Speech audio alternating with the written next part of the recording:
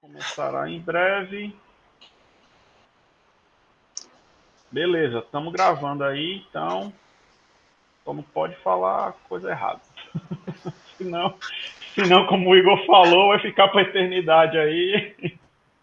É E bem aí isso. vai ser problema. E aí, Alessandra, tudo bom?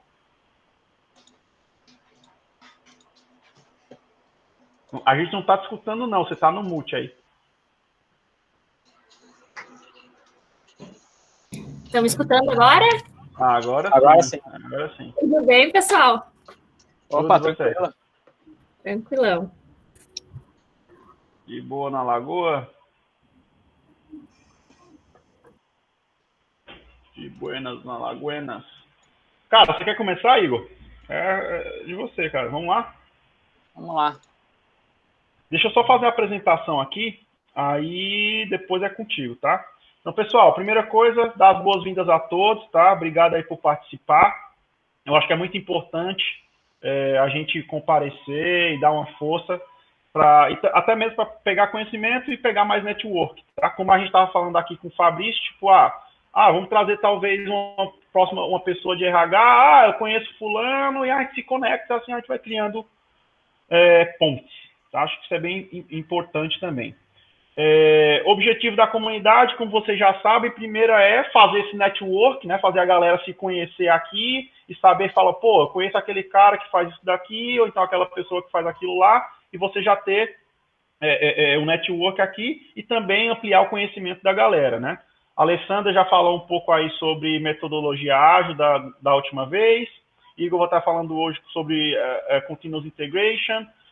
Semana que vem, mês que vem, vai ter uma outra pessoa falando sobre outro assunto e assim a gente vai fazendo o nosso conhecimento crescer, tá?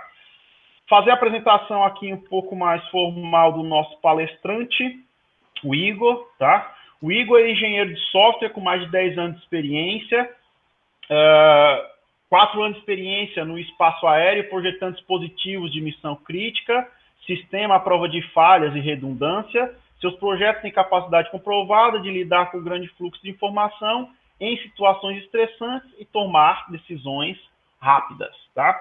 Quem quiser mais informação sobre o Igor, dá uma olhada lá no itbrcanadá.ca, que vai ter a informação do LinkedIn dele lá, tá bom?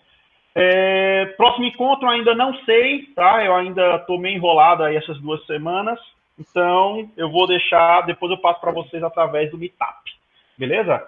Feitas as devidas apresentações, Igor, é contigo. Vamos lá. Ok, vamos lá. Bom, meu nome é Igor e eu trabalho com software há mais de 10 anos. E quando eu comecei a trabalhar com software, lá em 94, a gente não tinha... era ainda muito novo essa questão de testes unitários e integração contínua.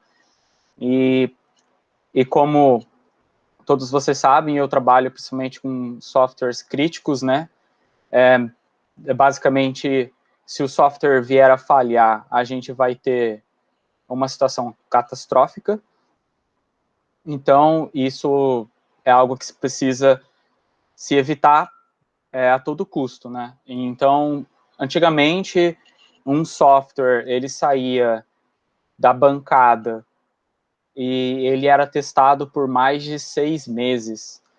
E quando eu comecei a atuar mais com essa parte de integração contínua e testes unitários e tudo mais, e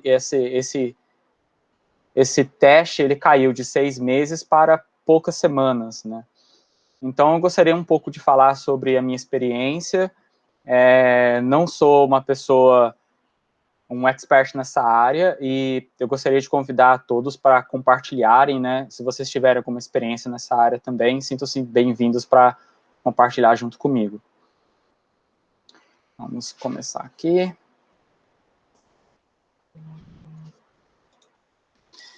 Ok, então, o que é CI, né? Continuous Integration. Para quem não sabe, Continuous Integration, ele é um processo de desenvolvimento de software muito moderno. É algo que ele está recente, ele não tem 10 anos de idade, ele começou faz pouco tempo, já está aí já faz um tempo, mas é um ano no máximo, e ele trata de você fazer commits diários, né? Então, como é que é isso? Digamos que você tenha uma equipe muito grande de pessoas, todo mundo tem que trabalhar junto e diariamente, pelo menos uma vez por dia, essas pessoas elas têm que atualizar a sua base de software, ela tem que atualizar a sua base de código. Então, elas vão pegar esse código onde elas estão trabalhando, elas vão parear isso com a base de código que está aí no seu GitHub, no seu GitLab, e elas vão fazer o commit do código delas e resolver qualquer tipo de conflito que isso venha a ter. A partir do momento que elas fazem isso, entra em cena a parte do Continuous Integration, que é a automação de builds e testes. Então, Continuous Integration, ele é muito voltado à automação de todo o processo de testes do software. Então, se o código que algum desenvolvedor escreveu, ele contém algum tipo de erro, né, a ideia é que isso seja pego nessa primeira parte de automação de builds e testes, logo no início, né? E no final, o objetivo de qualquer tipo de empresa, de qualquer tipo de organização em adotar essa prática é redução de custos, né? Então, antigamente, por experiência própria, às vezes a gente demorava 1 mês ou até 3 meses, demorava muito tempo para que a gente pegasse um código e colocasse esse código na base de código, né? Colocasse esse código onde fica armazenado todo o código. E geralmente, nesse processo de fazer isso, era muito conflito que acontecia. Um código de um desenvolvedor, ele não batia com o seu código, e você perdia muito tempo só para resolver esses conflitos e decidir que código que vai ficar, que código que vai sair, o que isso está quebrando. Então, Continuous Integration ele veio para resolver essa questão, de você não ter esse atraso.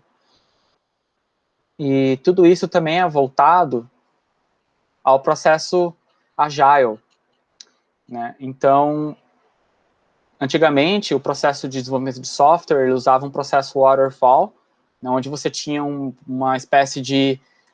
Você ia do requirement até o fim, e agora, hoje em dia, você tem pequenas atualizações de software até chegar no final. Vou falar um pouco da visão geral sobre Continuous Integration e Continuous Delivery. Então, você tem, né, a primeira parte aqui, não sei se vocês conseguem ver o meu mouse, você tem aqui o commit, e isso automaticamente vai dar o trigger no build. Então, o seu build, ele já acontece do lado que não vai ser mais na sua máquina. Esse build ele vai acontecer do lado do servidor, do lado de onde fica armazenado o seu repositório. Quando esse build acontece, você consegue acompanhar todo esse processo, você pode ou não receber uma notificação desse build, e você começa a gerar e a rodar os seus testes. A partir do momento que esses testes terminam, se tudo der certo aqui, você vai receber os seus resultados e tudo mais, e você vai começar o processo de delivery. Eu vou falar um pouco, vou falar bastante dessa primeira parte até aqui no teste, e vou falar um pouquinho também da parte do delivery e do deployment. Ok, então, antes da integração contínua, como eu já disse, a gente tinha o que a gente chama de Merge Integration Hell. E isso, basicamente, é você gastar mais tempo tentando resolver os Merge Integration Conflicts, né, os conflitos do seu código, quando você vai tentar integrar ele à base de código, do que o tempo que você gastou desenvolvendo o código em si. Então, isso se chama integration hell. E quando você gasta mais tempo na integração do seu código do que no desenvolvimento do código em si, isso é um custo para a empresa que, hoje em dia, se a empresa não sair disso, ela sai do mercado, ela não fica mais. E você também tinha a questão de múltiplos desenvolvedores trabalhando no mesmo código, e isso era bastante complicado, né?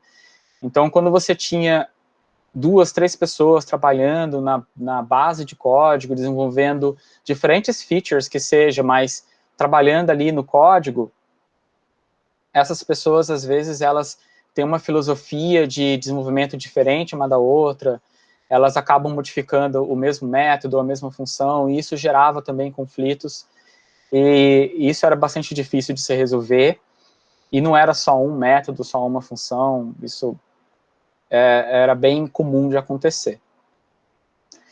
E, por último, a gente tem as modificações do seu código, né? Então, você modifica uma parte do código e você testa essa parte que você modificou, e tudo funciona belezinha, você não tem nenhum problema com essa parte, com essa feature que você acabou de colocar, mas, sem querer, a sua feature acabou quebrando outra parte do mesmo, da aplicação. Então, a sua feature quebrou a parte base da aplicação, a sua feature quebrou a feature A, quebrou a feature B. Então, isso era muito comum, né? E quem desenvolve software sabe muito disso. A gente, quando está focado muito em resolver um problema, a gente acaba tendo um problema que se chama narrowed vision, que é quando a gente tem a visão muito focada naquela feature que você está desenvolvendo. E, obviamente, que quando você vai fazer os seus testes e tudo mais, você acaba focando muito naquilo que você acabou de fazer e não naquilo que já está desenvolvido. Então, se você não tem códigos que estão ali para fazer esses testes e garantir que tudo está funcionando, você inevitavelmente vai acabar com um código quebrado em algum outro ponto que você esqueceu de testar. Então, o que eu estava falando aqui, você tem, no modelo tradicional, várias pessoas trabalhando e mudando, fazendo várias mudanças durante um período muito grande. Né? Em um período muito grande, que eu digo, não é um mês, mas até mesmo assim, 3, 4 dias já é um período muito grande para qualquer tipo de mudança que você faça no seu código, sem você fazer o merge por codebase. E, inevitavelmente, você vai acabar com seus testes quebrando. Né? Isso depois que você resolver todos os merge conflicts que você venha a ter aqui no seu codebase. Então, assim, é um tempo que se perde entre o merge conflict e os seus testes unitários até chegar no deployment, que hoje em dia a gente não pode mais ter isso.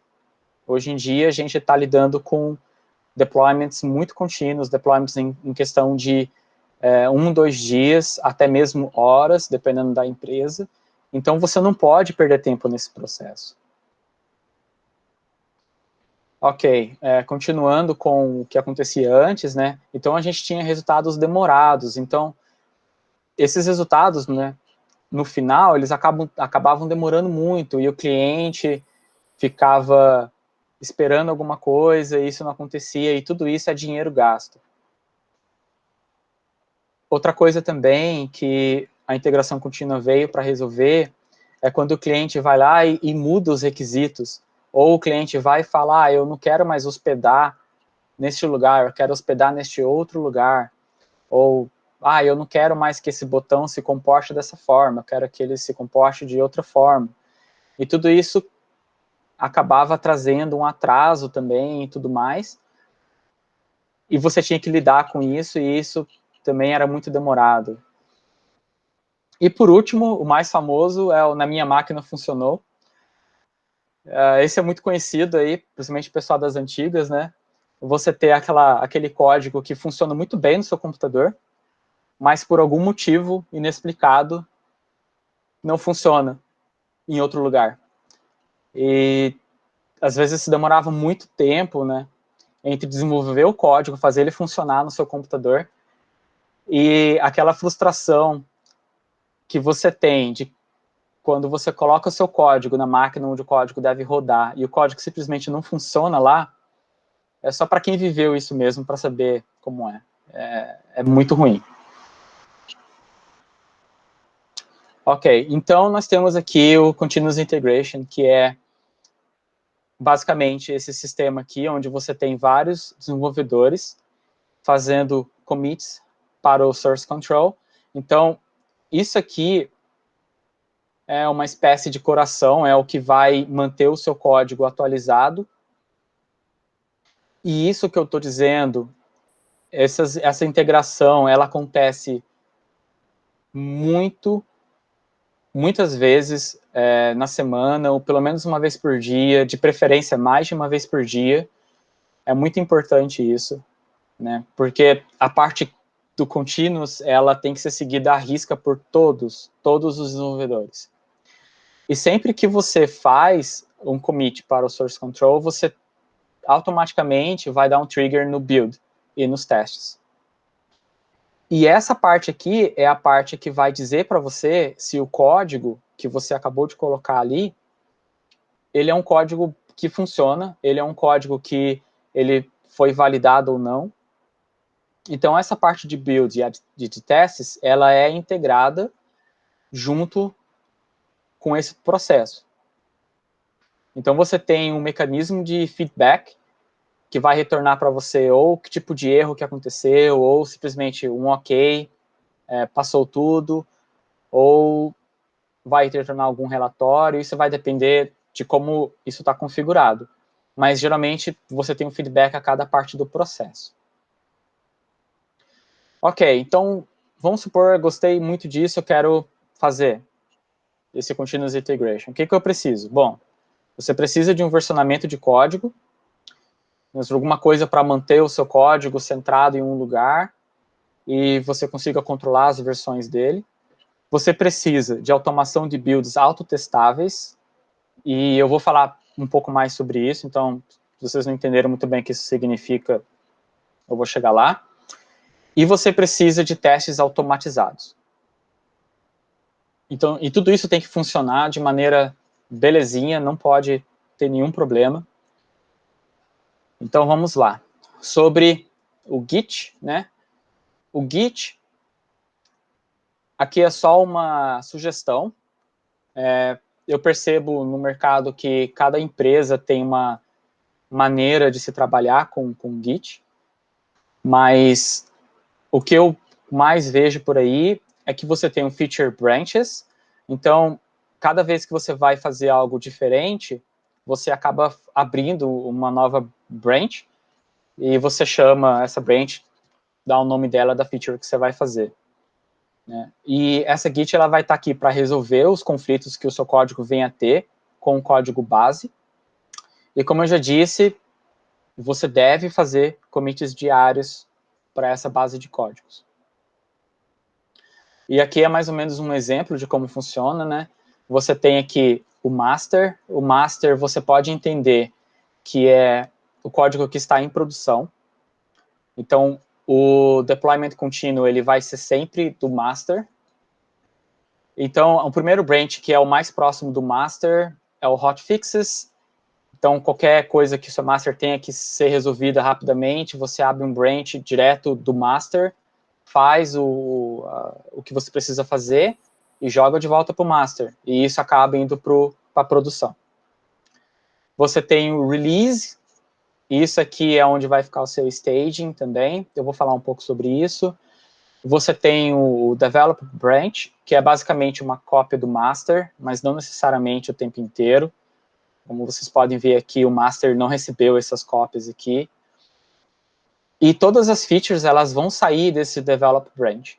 Então, é isso que eu vejo acontecendo, mas, como eu já disse, não é obrigatório, tem empresa que tem trabalha de maneira diferente, e isso aqui é só uma sugestão de fluxo de trabalho.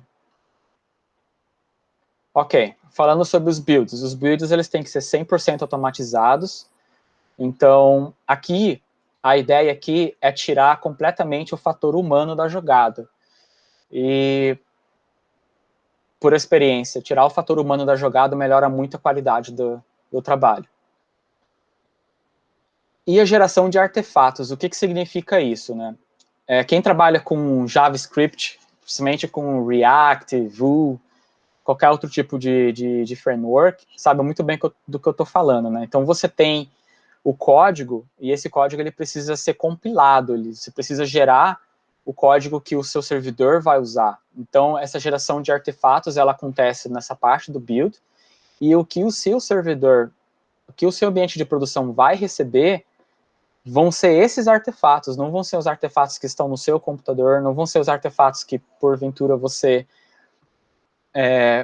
faça o commit deles, não tem nenhum problema, você pode fazer o commit da pasta public, por exemplo, mas esse código, ele não vai para o servidor. O que vai do servidor vai ser o código que foi gerado pelo seu build.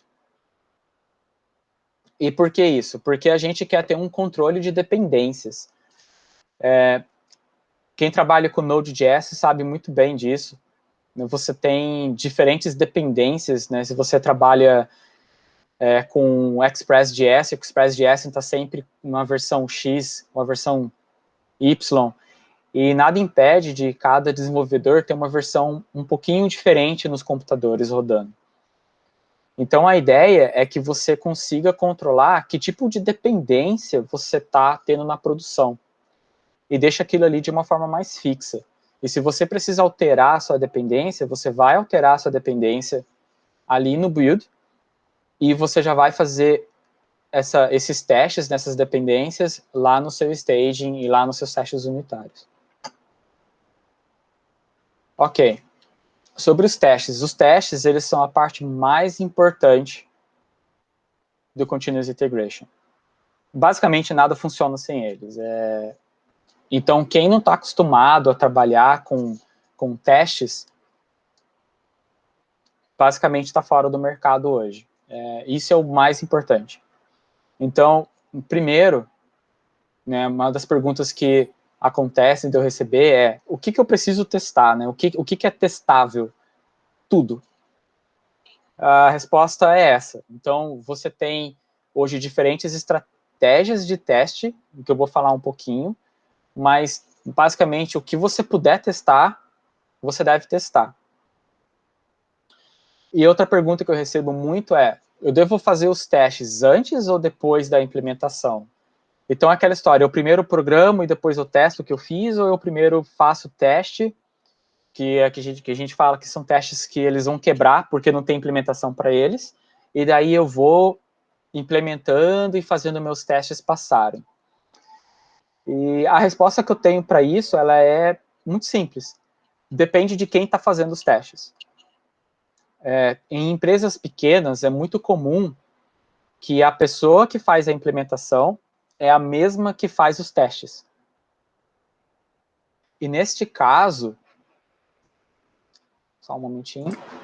E neste caso, eu recomendo fortemente que você faça os testes primeiro. Porque isso vai evitar que você acabe novamente com narrowed vision e você faça testes passáveis e não testes que não passam.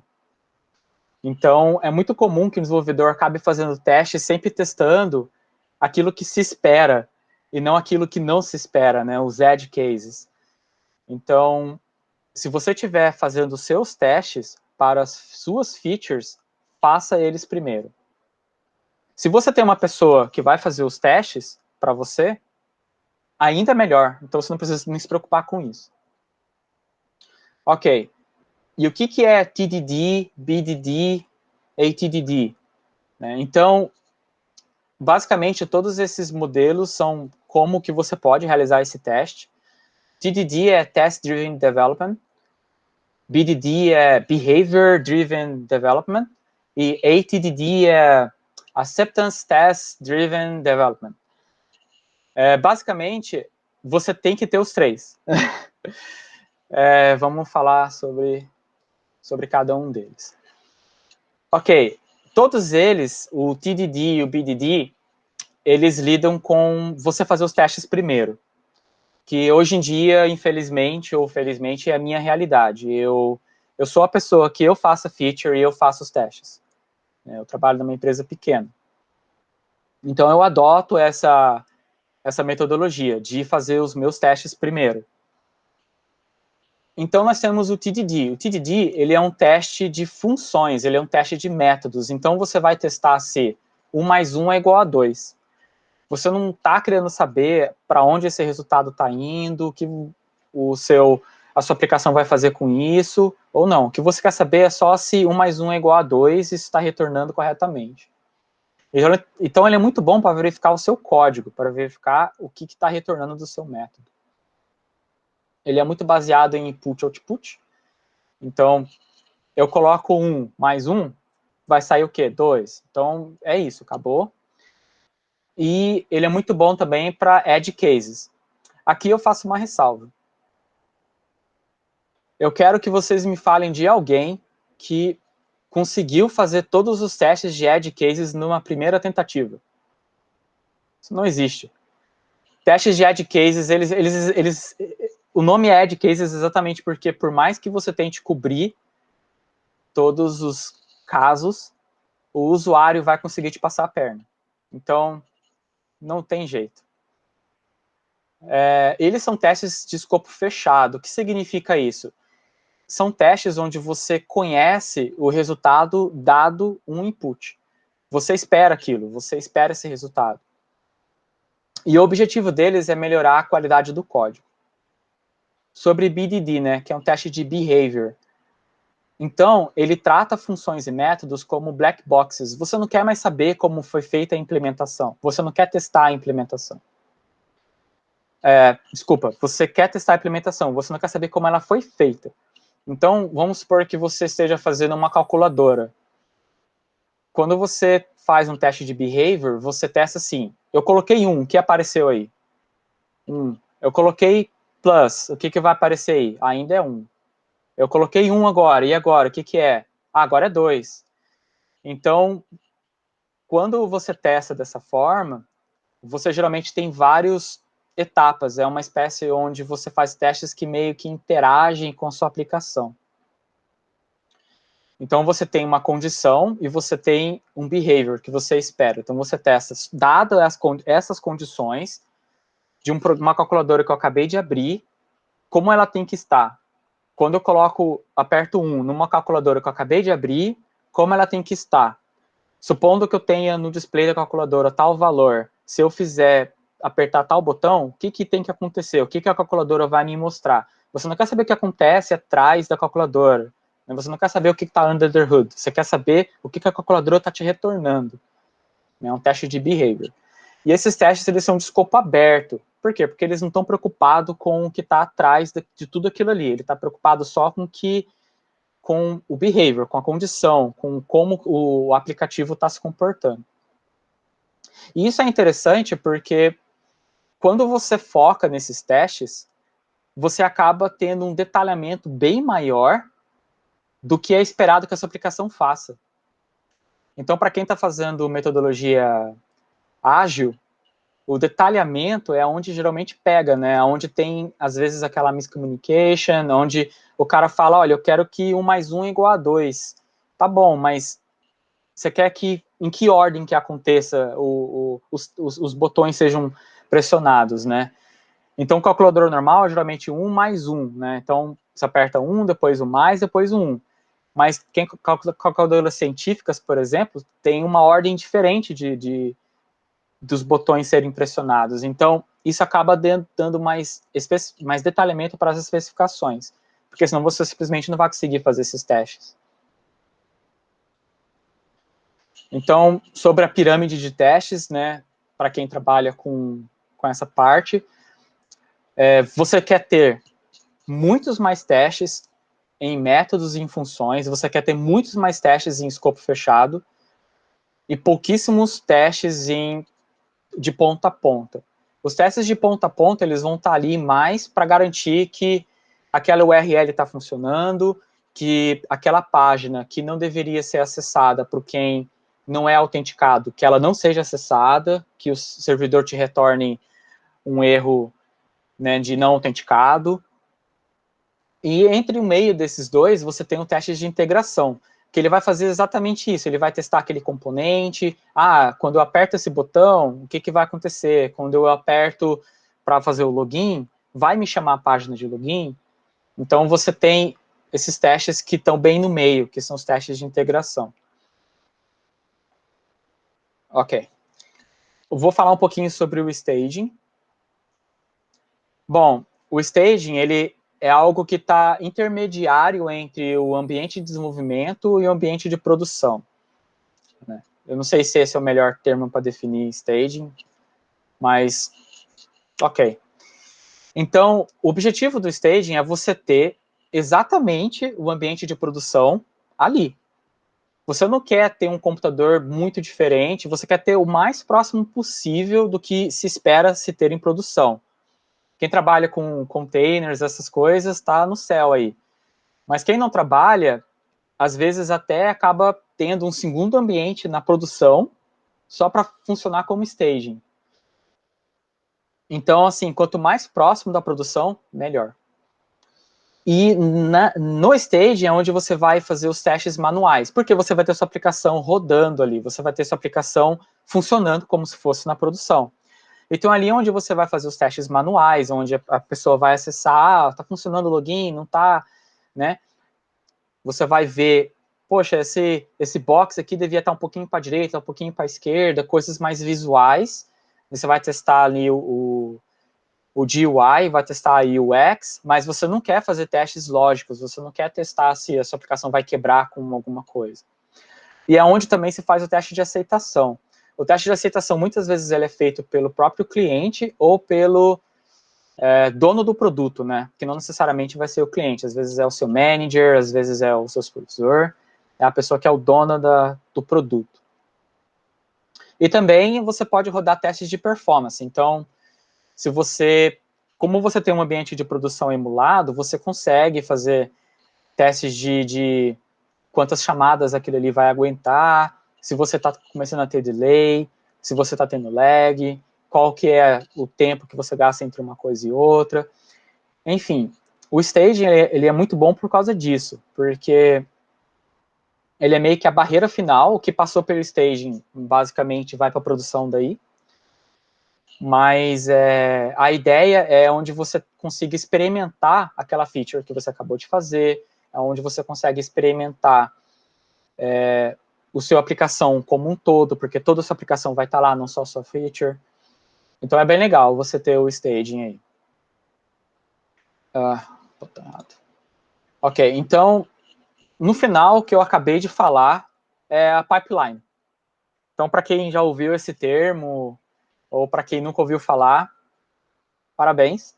Essa é a pipeline de desenvolvimento de software, desde a parte do olha, eu quero fazer tal coisa, até você abrir um branch com aquela feature, você desenvolver aquilo, e você começar a fazer os commits de código, gerar os builds, fazer para o staging até ir para a produção. E isso que eu estou mostrando para vocês é basicamente o que a gente vai fazer hoje. Nós vamos fazer a parte de Continuous Integration, nós vamos fazer a parte de Continuous Delivery. Então, tudo vai funcionar automatizado até o staging. O staging vai receber todas as mudanças que forem feitas no código automaticamente, mas só ao clique de um botão é que tudo isso vai para a produção. E só para dar um contexto histórico para quem é novo na área, antigamente as coisas eram feitas via FTP, FileZilla, era tudo um processo manual, você apontava, você fazia geralmente de noite isso, bem à tarde, você pegava aquela aplicação, engraçado porque toda empresa fala que não é para fazer deploy na sexta-feira, mas sempre calha de dar na sexta-feira. E às vezes aquela produção está funcionando belezinha, você acabou de jogar na produção, você vai para casa felizão. Sábado de manhã os caras estão te ligando. Igor, quebrou. Resolve aí. Você fica aí sábado o dia inteiro, às vezes domingo o dia inteiro para resolver o negócio, volta à produção e não funciona mais, porque a produção que você tinha um código, a cópia, não é a mesma que estava lá antes. porque você não tinha o versionamento. Nossa senhora, então assim, quem esteve nessa época aí, tá até hoje aí, são verdadeiros heróis, viu? Era difícil. Mas bom, vamos para a parte que interessa aqui, né? Antes de mais nada, eu estou usando o GitLab. O GitLab tem bastante recurso para essa questão de CI/CD, né? Não que o GitHub não tenha, é só porque eu estou acostumado a usar o GitLab. Pronto. Não tem nada de especial. E para evitar o uso de algum framework, porque daí o negócio ia ficar muito focado em cima do framework, eu meio que fiz tudo meio que na mão. Tudo, né, os arquivos, a maneira como está tudo funcionando, está tudo feito na mão. Então, o meu objetivo é mostrar para vocês, né, o under the hood, como é que está tudo funcionando lá. Então, vamos lá. O que eu tenho aqui é um exemplo de um CI/CD que eu fiz um pouquinho antes da apresentação, só para testar, para ver se está tudo funcionando, porque eu não quero que Murphy dê risada de mim. Então, nós temos aqui, eu tentei focar muito em language agnostic, eu não quero que nada seja feito só em uma linguagem, então eu não fui para o lado de Node.js, se vocês estavam esperando isso, eu sinto muito. Mas eu estou usando, para quem conhece, Laravel. Laravel é um framework para PHP. E um dos motivos para o qual eu estou usando isso é porque tanto o meu staging quanto o meu production estão sendo feitos em ambientes de shared hosting, né? E geralmente shared hosting não te dá possibilidade de rodar Node.js neles e você ser sudo, você ser super user, você ter npm. Então, eu acabei indo para esse lado aí. Em compensação, o meu front-end, que está separado do meu back-end, não completamente, mas ok. Eu fiz ele em Vue, não fiz em React, porque eu quis ser diferentão. Então, eu vou mostrar para vocês aqui vamos lá. Então, esse aqui é o que está rodando na minha máquina hoje. Então, o localhost 8000. Tá tudo bonitinho, rodando. Esse aqui é o que está rodando no staging. Esse aqui é o que está rodando no ambiente de produção. Deixa eu tirar esse aqui. Ok. Então, nós temos aqui nossos 3 ambientes. Ambiente do desenvolvedor, staging, production. Igor, eu não estou vendo nada. Continua a tela do pipeline. Só o pipeline. Ok, vamos arrumar aqui. Cadê vocês?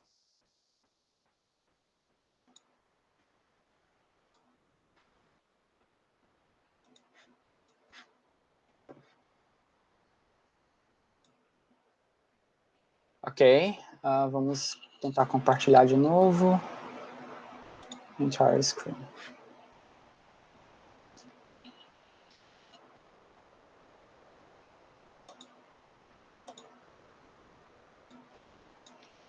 Ok, Ok agora? Agora sim. Estou Ok. vendo a tela do GitLab. Perfeito, maravilha. Desculpa aí, pessoal. Show. Bom, ok, então voltando aqui, nós temos os 3 ambientes aqui principais. Nós temos um ambiente desenvolvedor rodando na minha máquina local. Nós temos o staging. E nós temos o ambiente de produção. Ok? Nada diferente da apresentação. Aqui eu estou usando o GitLab para fazer o meu versionamento de código.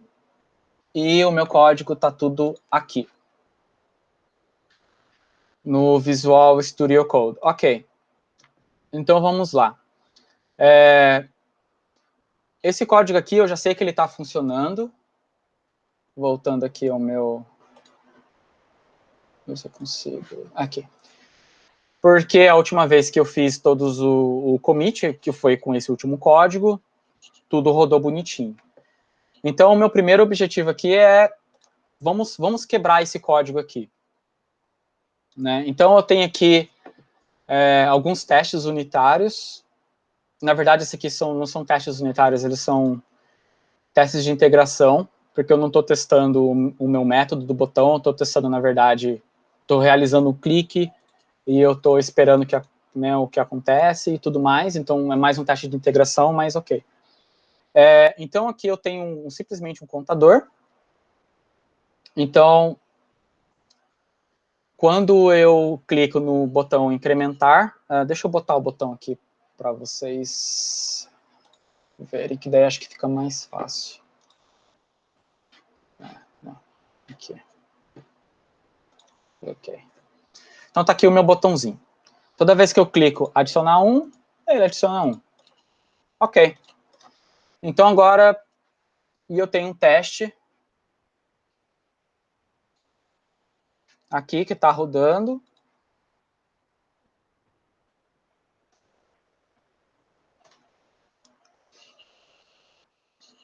E esse teste, por enquanto, ele está tudo tranquilo, está passando.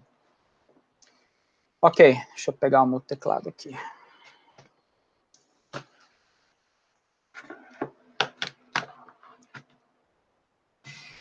Então, o meu objetivo agora é mostrar... Ups.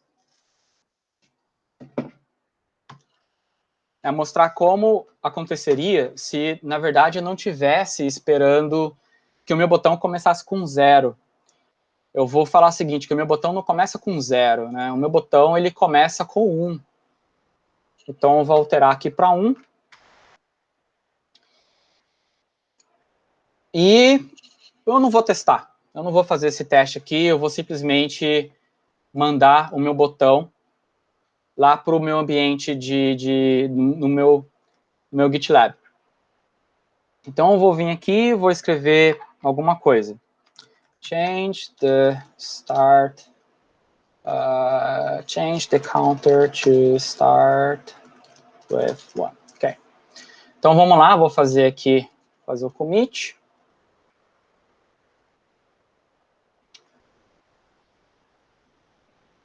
E vou dar meu push aqui para a produção. Ok, vamos voltar lá para a produção. Ops, botão errado. Cadê? Ok. Isso automaticamente ele vai disparar a minha integração contínua, vai disparar o meu pipeline. Então, o meu pipeline ele já começou. Então, a primeira coisa que meu pipeline vai fazer é a parte de preparação. Eu deixei bem separadinho aqui para ficar mais fácil de visualizar. Então, eu tenho duas coisas que acontecem aqui, né? Como eu tenho duas linguagens diferentes atuando, então eu tenho o Composer, cuidando da parte do servidor, do PHP, e eu tenho o NPM, cuidando da parte do Vue. Né? Então, agora está acontecendo aqui a compilação, né? Eu puxei aqui um Docker e tudo mais, e ele está rodando. Vai demorar um pouquinho, infelizmente. E essa aplicação, ela vai quebrar. E onde que ela vai quebrar? Ela vai quebrar aqui no meu npm test. No entanto, ela vai passar no meu PHP testes. Eu tenho alguns testes em PHP aqui também, que eu posso colocar.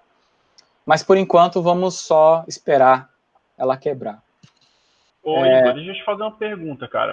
Pode falar. Nesse caso, esse flow foi você que criou esse flow aqui ou já é da própria GitLab?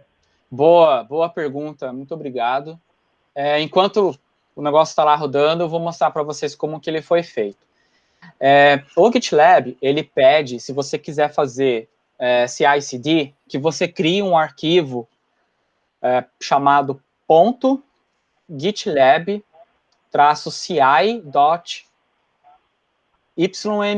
né, YAML. Então, tudo que eu fiz foi criar esse aplicativo, esse arquivo. Então, aqui nesse arquivo, eu tenho aqui a parte do Composer, aqui a parte, qual que é o stage que eu estou fazendo? Preparação. Então, se eu voltar lá no meu GitLab, eu vejo aqui, preparação é o stage, e eu tenho um composer e um npm. Então, aqui eu tenho o meu composer, stage, preparação, npm, stage, preparação.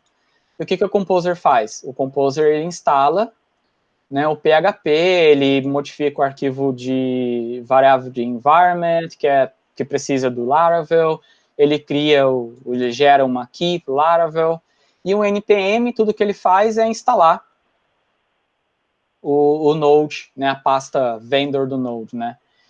No final, eu quero exportar o que esses dois camaradas aqui fizeram. Então, eu acabo exportando a parte vendor, que é onde vai conter o Laravel, e aqui eu acabo exportando a pasta Node Models, que é onde vai conter o Node.js e a parte do Vue. E daí eu venho para a parte de building, né? E tudo isso aqui, ele tá explicado aqui. O arquivo YAML, ele é um arquivo bem textualizado, ele é um script, né? Então, ele não é um programa. Então, é bem fácil você enxergar o processo aqui, né? Então, o build aqui, esse build, ele vai rodar o npm run em production e ele vai me dar aqui os artifacts, que são os arquivos que são gerados quando eu compilo os meus códigos Vue, né, os meus códigos que eles precisam ser compilados. Né? E são esses artifacts aqui que eu vou, no final, jogar para o servidor. Então, não me interessa o que está na minha pasta public que eu mandei para o meu GitLab, porque eu simplesmente vou ignorar aquilo ali. O que eu vou mandar para a pasta do servidor é o que estou gerando agora, nesse período. Isso é muito importante, porque aqui eu tenho todo o controle de como eu estou fazendo essa geração desses códigos. Eu posso mudar se eu quiser. Olha, eu quero usar essa dependência de Vue, eu não quero usar a dependência que o desenvolvedor está usando. Então, eu consigo ter um controle maior de como esses códigos estão sendo gerados. Ok, vamos voltar lá. Então, agora, se tudo der certo, isso aqui vai quebrar. Aê, quebrou. Quebrou. Ok, então, como esse aqui quebrou, o meu código não vai para frente. Eu não tenho como mandar ele nem para o staging, nem para o production. Ele quebrou, ele está aqui falando que ele quebrou. A GitLab ele vai mandar um e-mail para mim, falando, olha, seu código quebrou. Ele vê quem foi a pessoa que fez o commit, e ele já manda um e-mail. Né? Aparece aqui automaticamente também, olha, tem alguma coisa errada aqui, né? Nesse código aqui, que é o código do seu commit, o seu código quebrou. Para quem está incomodado, eu estou particularmente, então eu vou deixar bem aberto aqui. Infelizmente, só para a gente usar isso aqui como exemplo, eu estou fazendo direto para o Master Branch, mas o ideal mesmo seria fazer lá para o Feature Branch. O Feature Branch iria rodar esses testes, aí ia depois para o Developer Branch, que também ia rodar os testes de novo, e depois ia para o release, enfim, você ia ter um escalonamento de coisas acontecendo. O seu pipeline ia ser um pouco maior. Mas só para a gente poder ver o funcionamento de uma maneira geral, estou jogando direto no Master Branch. Enfim, então meu código aqui quebrou porque eu passei um teste que não funciona. Simples, né? Ok, vamos voltar isso aqui para 0. E já que eu estou lidando aqui com a parte do stage, né, eu gostaria de mostrar para vocês como que vai funcionar o staging e a parte de produção. Então, eu vou pegar o meu computador aqui e eu vou alterar o código um pouquinho, né? Por enquanto, eu só tenho a parte de incrementar, né? Então, eu só consigo somar. Então, vamos colocar uma parte que vai fazer aqui, vai decrementar, vai pegar isso aqui e não vai aceitar. Então, eu vou começar com o teste. Então, agora eu vou fazer um teste e vou falar, olha, eu quero que ele decremente se eu apertar o botão. Então, eu vou vir aqui e vou falar. Ok, então agora o botão que eu vou usar vai ser o decrement, né? Esse botão ainda não existe, e isso é esperado. Ok, eu espero que agora ele tenha, que o botão só tenha 0 cliques, então eu espero que isso aqui passe. Então agora o que eu vou fazer? Eu vou vir e vou falar, olha, eu vou dar um... Para quem não trabalha com o Vue, e quiser perguntar alguma coisa, fique à vontade. Então eu vou falar aqui que meu counter... vamos colocar aquele igual aqui a 2. Okay. Então agora eu só setei aqui o valor do meu counter, né? Então eu espero que agora o meu número lá, ele seja 2. E eu espero que quando eu aperte o botão, ele seja 1. Ok. Vamos fazer vamos testar, obviamente que ele vai falhar. Então agora vamos arrumar aqui no botão. Então agora nós vamos ter um segundo botão. Opa, passou? Ah, esqueci de salvar. Vamos voltar de novo. Agora eu vou colocar aqui meu botãozinho aqui, eu quero simplesmente que ele...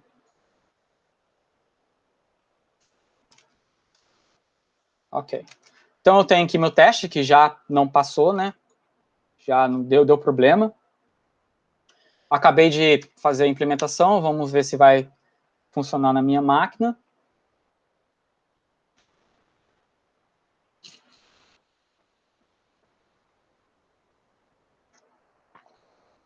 Ok, então eu tenho um teste que passou aqui. Então agora o que eu vou fazer aqui? Eu vou fazer o commit desses códigos. Só para mostrar que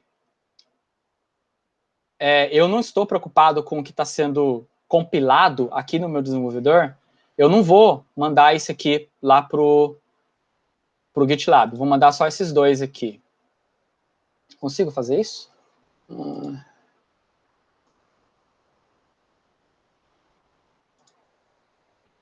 Será que eu consigo fazer isso? Vamos testar. Não sei se eu consigo fazer isso.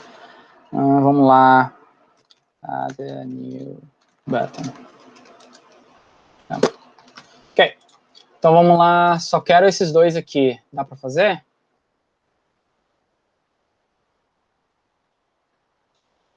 Acho que dá.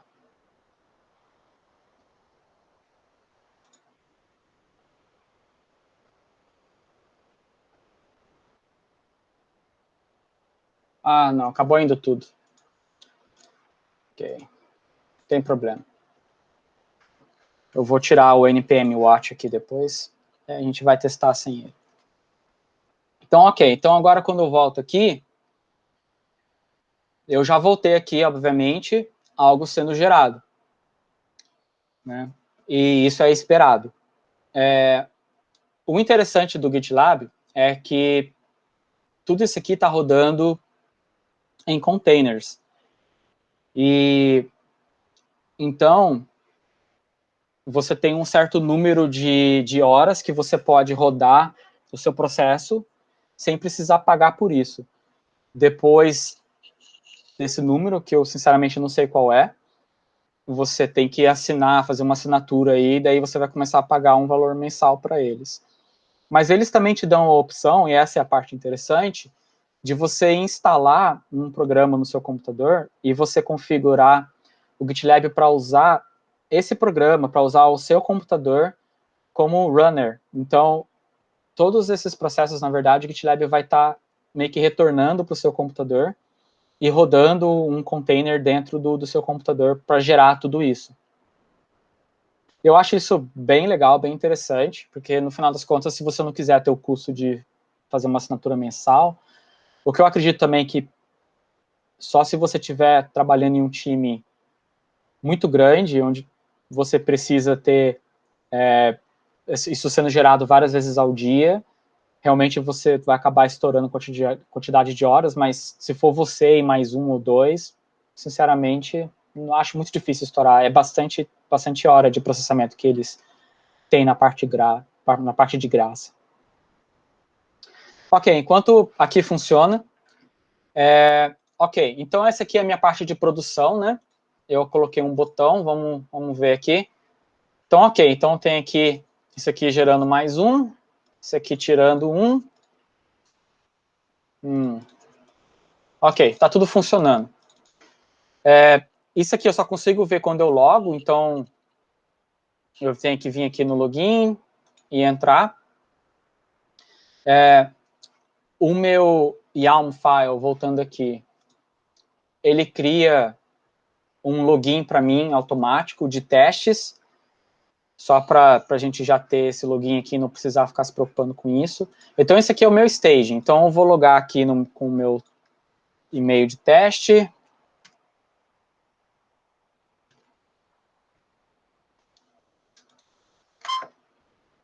Ok, então eu ainda não tenho aqui o meu código aqui no meu staging. Vamos ver em que parte que está. Eu ainda estou aqui no building, vamos esperar um pouco. Enquanto isso, eu vou mostrar aqui o YAML file para vocês. Alguém aqui trabalha ou trabalhou com isso? Eu trabalhei, mas não com GitLab, cara. Deixa eu te perguntar, quanto tempo mais ou menos demora para você fazer todo o processo? Como eu Pela tô tua usando... experiência, Tá. Como eu estou usando runners que são shared, né? Então, assim, eu estou compartilhando isso com... Uhum. Então, isso acaba demorando mais. Se eu instalasse no meu computador, máquina, ia muito mais rápido, é muito rápido. Legal. E deixa eu te perguntar uma outra coisa. Eu vi que quando você faz o commit, você comita, mesmo você mexendo só por exemplo, no front-end, ele também faz o deploy do back-end, né? Isso. O teu, você configurou assim, porque geralmente você trabalha, a equipe ela trabalha dividida, né? Tem a galera do front-end, tem a galera, até mesmo os repositórios são diferentes. Certo. Nesse caso, você está trabalhando apenas com um repositório ou você está trabalhando com dois? Eu estou trabalhando apenas com um repositório. Ah, entendi. Tá bom, tá bom. Mas o back e o front estão basicamente no mesmo repositório, né, juntos, mas eles estão separados aqui. Então, o meu front, ele está todinho na pasta de recursos. Entendi, cara. E o meu back-end não está aqui. Então, você pode, se você quiser, separar eles e trabalhar de uma forma separada. O que eu, inclusive, recomendo. Eu ia te perguntar isso daí, porque todos os meus projetos, quando eu trabalho, eu sempre trabalhei com... Os projetos são divididos. Back-end faz o que você quiser, front-end faz o que você quiser. Até ia te perguntar se seria algum tipo de boa prática. Ah, sim, com certeza. Você não quer... Né? Antigamente mesmo, você tinha uma mistura de... Você não sabia muito bem o que era back-end e o que era front-end. Sim. E ainda hoje, você ainda tem muitos sites que eles são feitos de uma forma... Porque o PHP, ele é uma linguagem feita para geração de páginas dinâmicas, né? Então, ele pega aquela informação que está guardada em algum lugar, ou no banco de dados, ou até no arquivo de texto, ele lê aquilo ali e ele compila aquilo ali numa página para você. Copy HTML, né? Ele constrói HTML e é o que ele manda, é o que ele cospe para o front-end.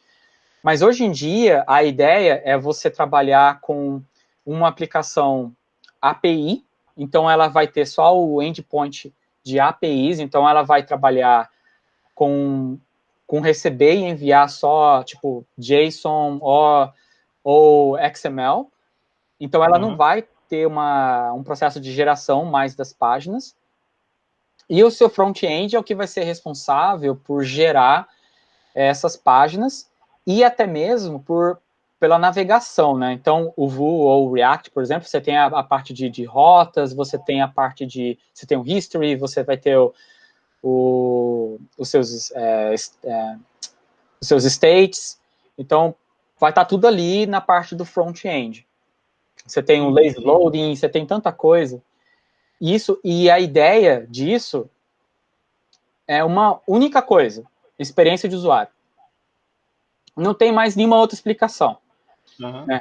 é a experiência de usuário. Você quer que o usuário tenha uma experiência de navegação muito mais rápida e muito mais dinâmica do que você esperar uma página carregar. Então, você quer que aquilo carregue dinamicamente, né?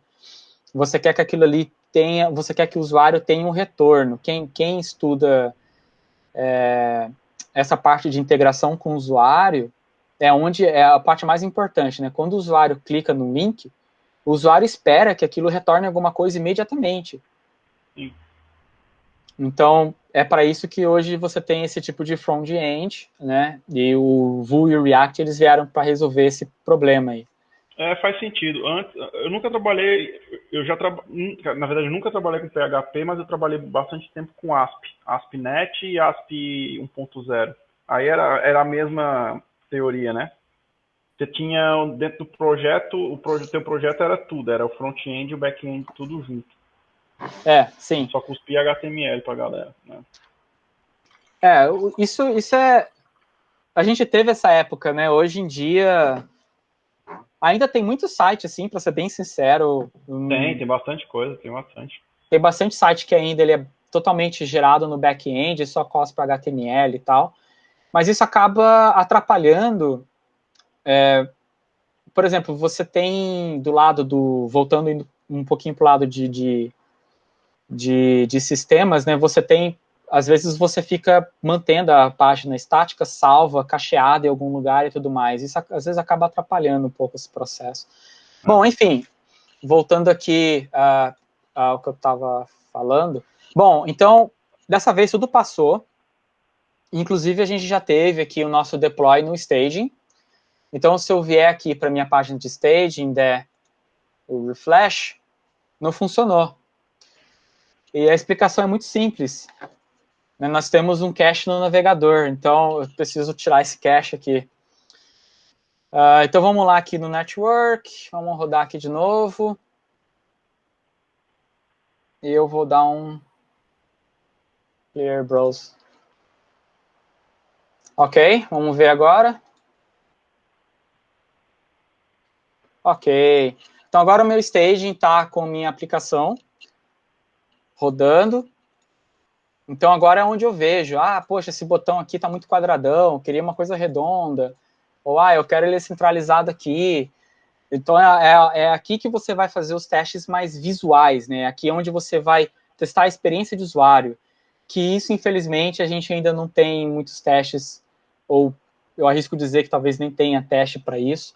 Mas, no final, o que conta é o cliente, né? Onde você quer que o seu cliente olhe para essa página e fale o que está certo, o que está errado, o que tem que mudar, o que não tem que mudar. É essa parte que vai fazer esse processo, é o staging. Então, supondo que esteja tudo correto aqui, né? E voltando aqui no meu pipeline, eu consigo clicar nesse botão aqui, e agora o meu processo de enviar a minha aplicação para produção já começou. Todo esse processo aqui tem uma questão também na segurança, né? A gente não quer que a nossa aplicação fique exposta para que outras pessoas consigam fazer a mesma coisa. Então, antes de eu conseguir ter esse processo funcionando, eu precisei fazer um SSH, tanto na parte de staging quanto na parte de produção, e eu precisei passar a minha public key para os dois processos, eu precisei cadastrar a public key desses processos aqui no GitLab. Então, tá tudo meio que seguro, então tá tudo tranquilo. Mas isso é uma coisa que você tem que configurar previamente, não é uma coisa que vai funcionar de primeira. Enfim, eu estou jogando aqui para minha produção, então eu tenho aqui minha produção rodando, vamos ver se ela já... minha produção aqui já está com o processo, já está aqui com meus botões. Então aqui eu consigo ver todo um pipeline que aconteceu. Se eu entrar no meu e-mail, eu vou ter aquele primeiro pipeline que falhou, que não deu certo. Vamos tentar aqui rapidinho. Assim que eu achar o meu e-mail, acho que está aqui. Aqui, então ele mostrou aqui que o processo falhou. Então eu já consigo ver aqui o que aconteceu, né? Ele mostra que ele vai gerar um relatório para mim, e isso aqui é tudo configurável, eu posso dizer o que eu quero que ele mande. E o meu processo foi fixado, então também vou receber aqui um e-mail dizendo, olha, beleza, seja lá o que aconteceu aqui, o cara arrumou os testes. Numa empresa que trabalha com esse processo bem estruturado, o normal é você ter um cara só para gerar testes. Ele é específico para isso. Ele inclusive vai ter pouquíssimo contato com você. O que ele vai saber da sua aplicação é quais são os métodos que tem que ser testados, os nomes dos métodos, os parâmetros. E para ele aquilo ali é uma caixa preta. O que ele só tem que, olha, com esse input eu espero esse output. E assim, no começo você vai amar esse cara. E depois de um tempo você vai passar a odiar esse cara. Porque ele vai te quebrar mesmo. Ele está ali para isso. E o objetivo é fazer com que a sua aplicação não chegue na produção e cause prejuízos ainda maiores para a empresa. Eu posso mostrar mais alguma coisa, mas basicamente vai ser a mesma coisa. Vai ser um pouco mais do que eu já mostrei aqui. Mas agora, né, eu estou aqui para quem quiser compartilhar experiências ou ideias ou fazer perguntas. Ou se quiserem que eu mostre um pouco mais de como, sei lá, eu estou vendo que o botão está indo para o lado negativo, não fazer ele para o lado negativo, criar um teste para isso e fazer mais um teste. Eu posso fazer isso também, eu vou deixar aí para vocês definirem o que vocês querem. Bacana. Eu tenho algumas perguntas aqui que o pessoal colocou no chat, e aí eu vou te dar um tempinho para você tomar uma água e a gente já manda bala. Pessoal, quem tiver também pergunta, pode ativar o microfone aí e vamos bater um papo. O que eu ia te perguntar? Uma coisa que eu ia te perguntar. Tem como você voltar lá no teu pipeline, lá no GitLab? Uma dúvida para mim. Digamos que você está trabalhando tipo 2 pessoas no mesmo projeto. Aí digamos que eu fui lá e fiz um commit e tem o meu teste vai falhar, beleza? E digamos que a gente está trabalhando no mesmo projeto e você foi lá em seguida também fez um commit. Ok. Ele vai mostrar dois pipelines desse aqui para a gente ou não? Vai mostrar 2 pipelines. Aqui na seção de CI/CD, eu consigo ver os pipelines. Entendi. Você tem vários lá. Exato. Se eu vim entendi. aqui, Saquei, tá bom. E como eu disse, né, eu tô fazendo uma coisa que praticamente um dos 7 pecados aqui. Eu tô fazendo já para master, né? master. Mas normalmente você vai fazer o seu commit para sua feature branch. Então, vai quebrar ali na sua feature branch. Se o commit de outra pessoa passar por esse processo, o merge request ou vai ter o merge automático, vai depender de como você quer que a sua dinâmica da pipeline funcione, já vai entrar direto para a parte do developer branch. E aonde vai ser feito mais testes. Sim. Inclusive, você pode simplesmente fazer os mesmos testes tudo de novo, ou você pode fazer testes diferentes em diferentes branches. Então, vai depender de como você quer que isso funcione. Você pode fazer com que só os testes que você quer na sua feature rodem, e daí lá no Developer Branch vai rodar uns testes mais amplos, testes que vão testar outras coisas. Mas o objetivo principal, como eu já disse, é não deixar que o seu código defeituoso ou que um código que tem algum problema chegue de forma nenhuma na produção. E a segunda coisa é economizar dinheiro. Tudo isso é visando economia de dinheiro. Então, a empresa hoje, ela não quer que você perca mais tempo resolvendo merge conflicts. Ela não quer mais que você fique brigando para ver que código que vai entrar, o que está errado no seu código, porque você alterou tanta coisa, tem 1000 linhas de código aqui nova, e ela não quer isso. Ela quer que isso seja resolvido rapidamente. E quanto mais rápido o seu código for para produção, mais rápido ele vai gerar dinheiro e menos dinheiro vai se gastar nesse processo de desenvolvimento. Porque um dos erros que uma pessoa que está começando na área ela comete é achar que o processo de desenvolvimento é só a parte que está no computador dela. Né? Tem todo um processo que acontece para o negócio chegar no computador dela, né? Diga-se aí o que a Alessandra passou aí sobre o processo ágil, né? Então tem todo um planejamento que é feito até se chegar no computador do desenvolvedor. E quando sai daquilo ali, do computador do desenvolvedor, também tem todo um processo que acontece até chegar na linha de produção. E enquanto mais rápido isso acontecer, e mais se confiar nesse processo, e confiar no processo, entende-se com quanto menos o ser humano botar a mão, melhor. Entendi. Eu tenho uma pergunta, eu vou começar a pegar as perguntas do pessoal aqui, mas depois eu tenho uma pergunta legal, cara, não sei o que aconteceu. Vamos lá, a Joyce, Igor, o commit diário é obrigatório mesmo que meu código não esteja completo? Depois me diz como o CI trata isso. Então, tipo, esse lance de commit diário que você falou, ele é obrigatório, mesmo que o código não é completo? Eu acho que aí vai falhar, né, bicho? Quando você dá o push lá... Não tem nenhum problema. Depende. Se tiver teste para alguma coisa, vai falhar, né? Mas, com muita sinceridade, eu acho que, assim,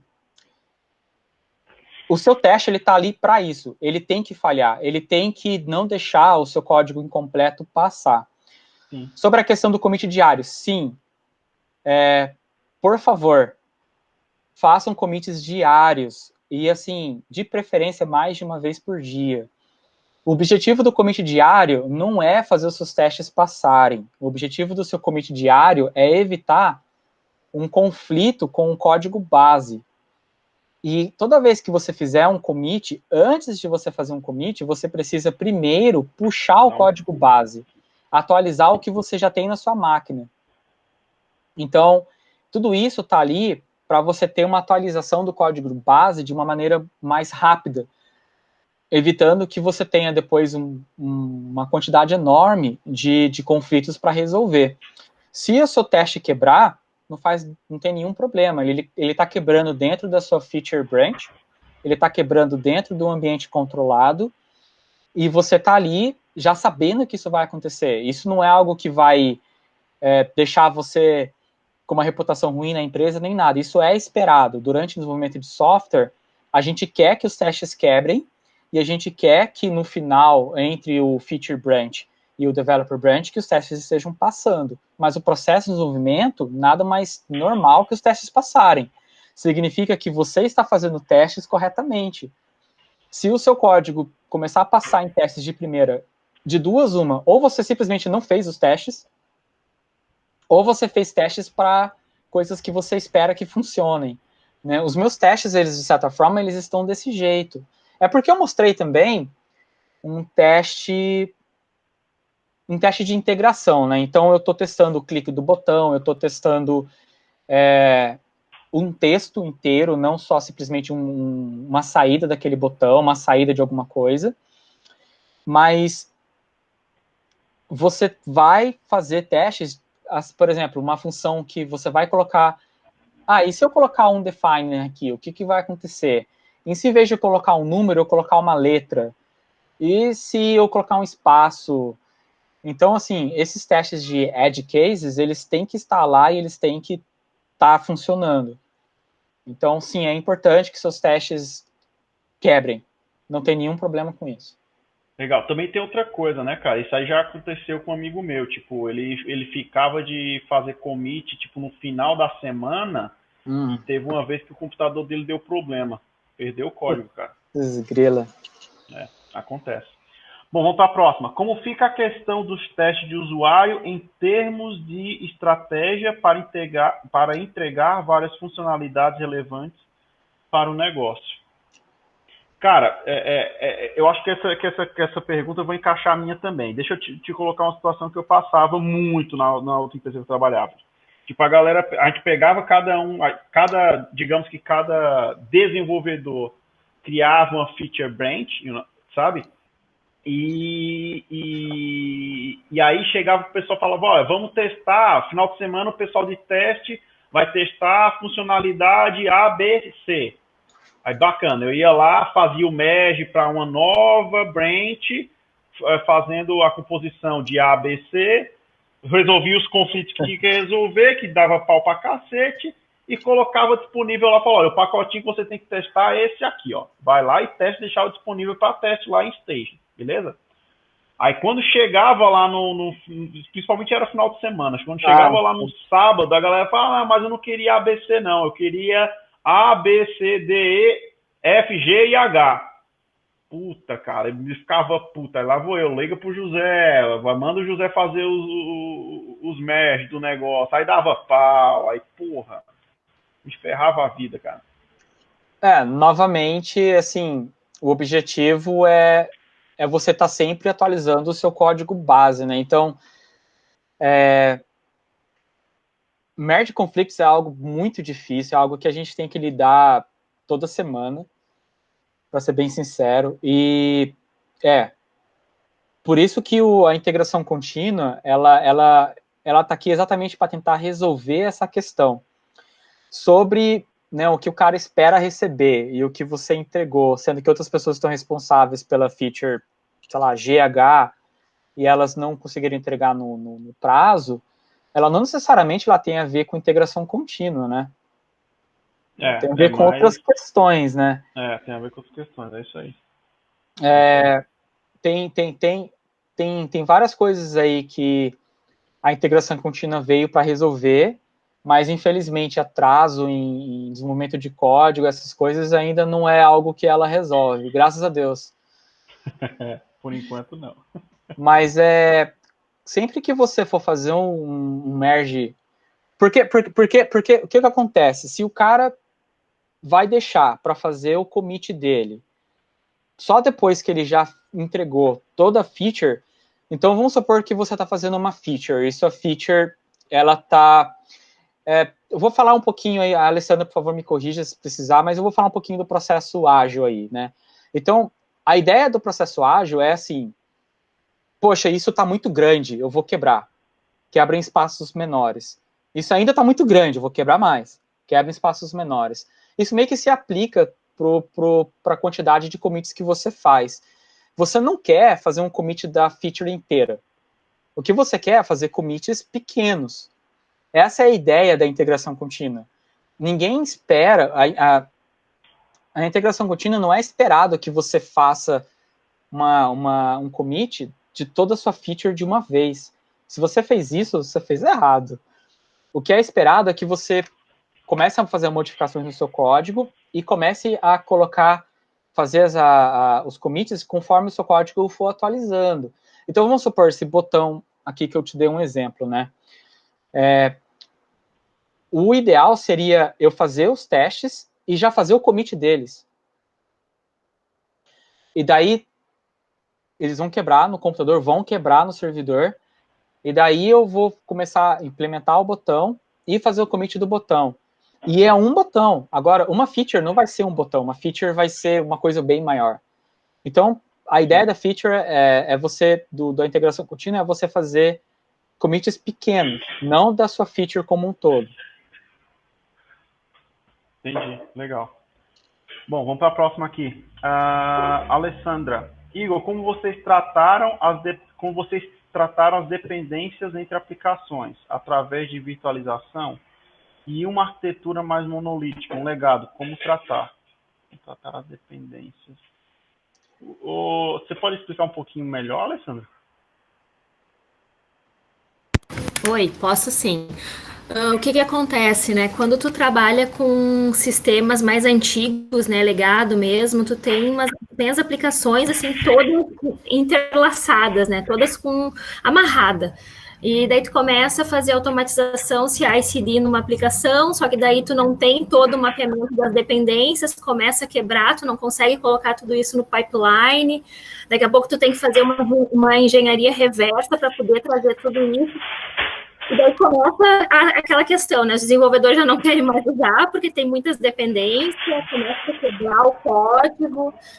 Algumas coisas tu consegue utilizar virtualização, containerização, mas eu não sei assim, a tua experiência, se tu chegou a pegar, a trabalhar com aplicações legadas. Eu trabalhava na outra empresa, tinha muitas aplicações legadas. O que era novo, que era sistema novo, era muito mais tranquilo, já começava do zero, rodava, que era uma beleza. Agora, essas mais de legado, nossa, a gente tinha, assim, uma resistência enorme, enorme, porque para fazer todo esse mapeamento de dependências, né? Olha, é engraçado porque eu estava até comentando antes de começar a apresentação, né, com o José, né, que aplicações legado, elas são um mal necessário. A gente vai ter, porque a gente está vindo, né, de coisas que estão acontecendo no mundo, e é inevitável. O mundo está evoluindo, mas está evoluindo tão rápido que as aplicações elas não conseguem alcançar. A minha experiência que eu estou tendo com aplicações legadas, ela está acontecendo principalmente na empresa que eu estou trabalhando, e lá eles usam essa empresa ela é basicamente Microsoft, tudo é Microsoft. Então eles têm a parte do versionamento é feita dentro da empresa, eles têm um servidor ali rodando, o Team, como é que é o nome? É o TFS, que já tem todo o processo ágil embutido, já tem tudo pronto. E então, assim, quando eu faço como é meio diferente, né? Como eles têm um sistema centralizado no Git, então eu não faço um commit, eu faço um check-in.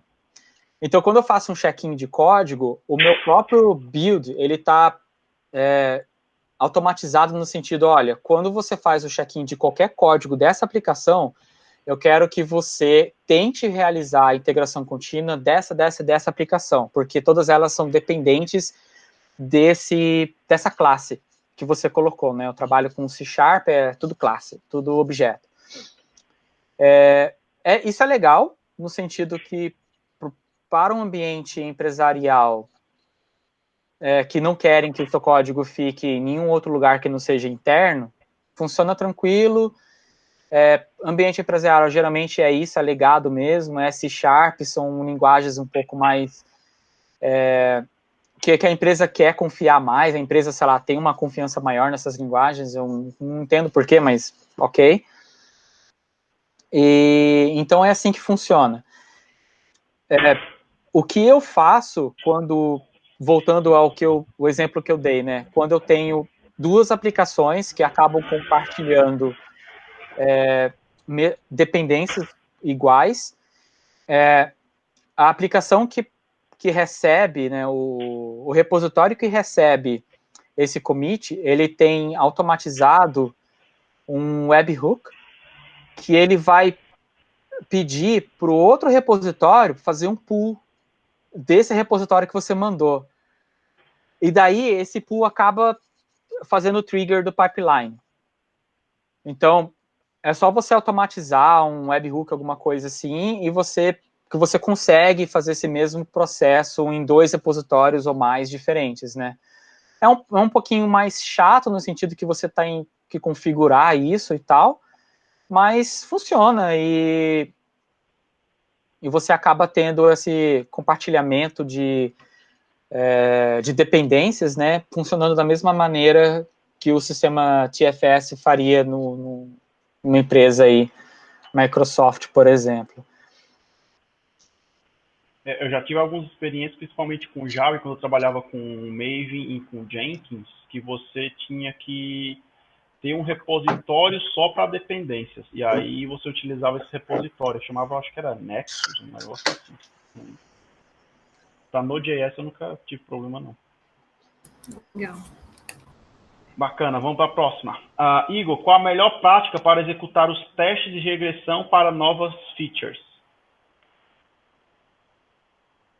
Cara, eu acho que a melhor forma, já respondendo aqui, é você ter um processo bem definido, né? Se você tem uma área de QA bem estabilizada, a galera vai ter o que eles chamam de teste, como é que é?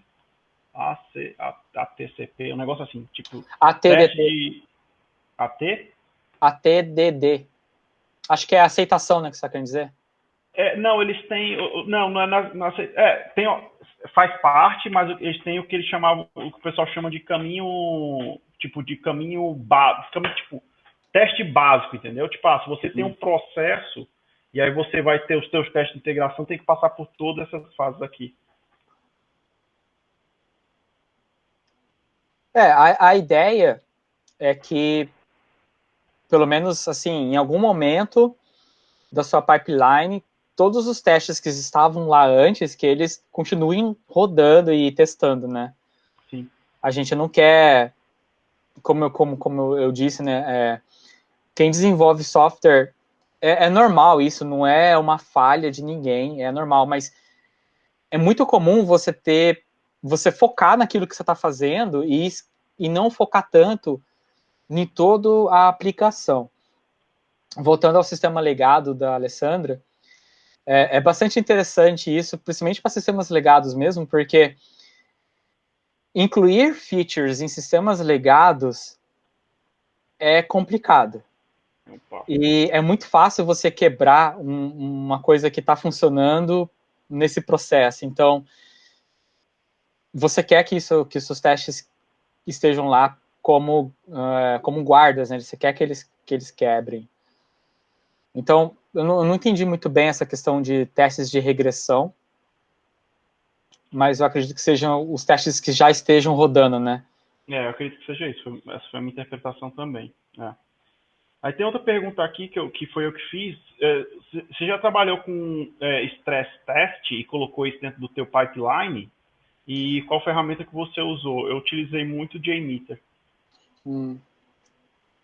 Eu não coloquei no meu pipeline, mas eu já rodei stress tests usando o Stage, né? E eu usei uma ferramenta do próprio, da Apache mesmo, não lembro qual era o nome, mas Apache, é uma que... Apache JMeter? Então é isso aí mesmo. É o mesmo. Que daí você consegue criar várias threads, né? E taca ali o pau. Deixa o pau cantar lá, bicho. Na hora que começar a retornar erro 500, é aí que você para. É isso aí mesmo. Você já ouviu também falar em Truck-Based Development? Não, nunca ouvi falar. Cara, vai lá, continua aí. Não, eu sou aberto para ouvir o que é isso, porque eu nunca ouvi falar mesmo. Cara, é uma maluquice que eu nunca... Tipo, a galera queria implantar nessa empresa que eu te falei que eu tinha problema de ter várias feature branch e depois a galera queria fazer um merge da porra toda. E aí a ideia era, cara, você não tem feature branch, tudo vai para master. Você fala, meu amigo, eu não vou fazer isso não, faz você aí. A galera tem umas ideias, mas assim, funciona em algumas empresas. Eu coloquei um link aí no coisa, depois dá uma olhada.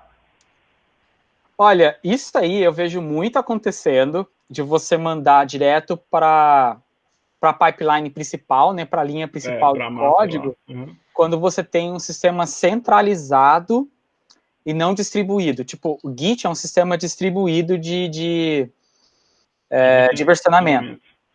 Mas também tem um sistema centralizado, que é praticamente o TVFS, alguma coisa assim, é da Microsoft. E nele você não tem essa questão de branches, você não tem branches lá. Você pode até criar, mas é bem complicado, shelf sets, tal, isso e aquilo. Então o pessoal acaba meio que jogando direto para master lá, viu? Eu tinha uma empresa que eu trabalhava que era desse jeito, era tudo Microsoft e tal, e daí era Windows Form na época, e tudo ia para lá. Assim, tinha lá o code review, né, que você fazia, o cara aprovando o code review, você taca ali pau, joga na master, aí rodava os testes ali no próprio servidor. E se passou, vai lá no servidor, pega ali o arquivo, o executável, ou o arquivo ASP lá que ele compilou, e FTP, velho. FTP, FileZilla e vambora, entendeu? Era assim, e assim... Cara, o que você tá falando faz sentido. Quando eu comecei a desenvolver, não tinha GitHub, né? Aí tinha a porra de um negócio que era um controlador de versão também, que ele tinha um nomezinho esquisito, cara. Era V alguma coisa, que era da Microsoft. Quer ver? Deixa eu achar aqui. Era tudo centralizado, é verdade. É verdade. Quando você vai procurando aí, deixa eu ver o que é que mais tem aqui. Aí teve aquela pergunta que eu te fiz, do deploy de front-end e de back-end. E eu acho que é isso, cara. Só a galera depois falando que vai sair, depois elogiando aí. Não, legal. Eu acho assim, como eu disse no começo, eu não sou especialista nisso. A minha área, ela é desenvolvedor, mas eu gosto da área de DevOps. E eu acho assim, é uma área incrível, principalmente hoje em dia, né? A gente tem empresas que têm uma cultura muito forte na área de DevOps. E se você pega, por exemplo, o Netflix ela é muito forte em DevOps. E o time de DevOps Netflix, se não me engano, é em torno de 70 pessoas. Nossa, então você pega uma empresa do tamanho da Netflix, você tem 70 pessoas ali. Não é tão grande não, viu? Imagina quantos desenvolvedores eles não devem ter, né? Para 70 DevOps. Obviamente que o processo deles é mais elaborado. Eles têm toda a questão de monitoramento do ambiente de produção. Eles devem ter uns 50 staging. Eles devem ter histórico de staging. Eles devem ver o staging da versão A, staging da versão B.